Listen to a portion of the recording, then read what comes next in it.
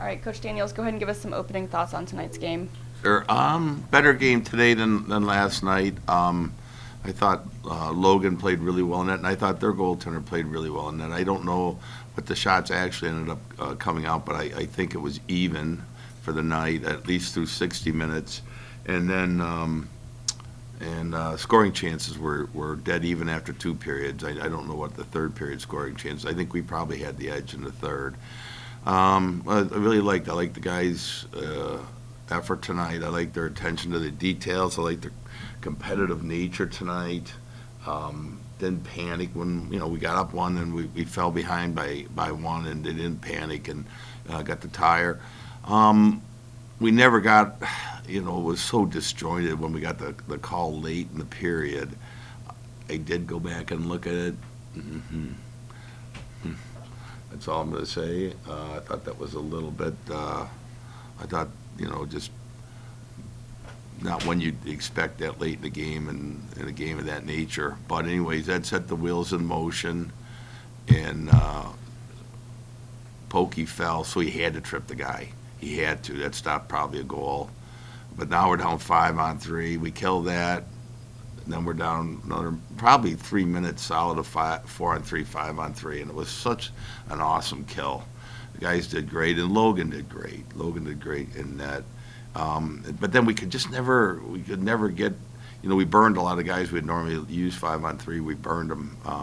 So I hate to have that define the game, because we played pretty darn well. It's just, once the penalty started, it was the penalty at the end of regulation that we had 16 seconds to go that bled into OT that we could never get reorganized from that. Do you think there was a bit of a resurgence going into the third period after those first two, in terms of getting in the offensive zone, getting a bunch of shots? Yeah, I did. I thought Minnesota State had the edge in the first period of play. I thought the second was pretty even, and I thought we had the edge in the third. And then obviously the OT was, just special teams. But that's how I felt. But I really liked our approach to the game in the third period. I thought we played very well. And, we got a lot of good play from a lot of players tonight. What was the mindset heading into overtime, being down a man and then eventually being down 5-on-3? I don't know. We just, you can't help but just keep glancing at the clock, and it just seemed like no time was coming off of it. I did, for me, it's just a matter of trying to figure out who we could put out next. We only have a few guys that are really schooled at killing 4-on-3, 5-on-3, forwards-wise.